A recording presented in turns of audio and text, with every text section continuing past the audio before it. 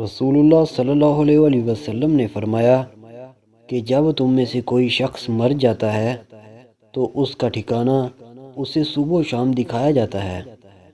اگر وہ جنتی ہے تو جنت والوں میں، اور جو دوزخی ہے تو دوزخ والوں میں۔ پھر کہا جاتا ہے یہ تیرا ٹھکانہ ہے، یہاں تک کہ قیامت کے دن اللہ تجھ کو اٹھائے گا۔ صحیح بخاری حدیث نمبر 1379۔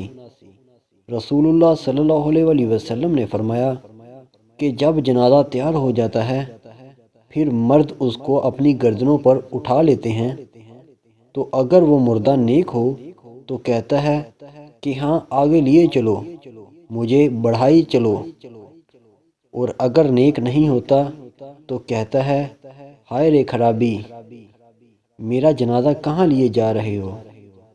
اس آواز کو انسان کے سوا تمام اللہ کی مخلوق سنتی ہے۔ اگر کہیں انسان سن پائیں تو بے ہوش ہو جائیں۔ صحیح بخاری حدیث نمبر 1380۔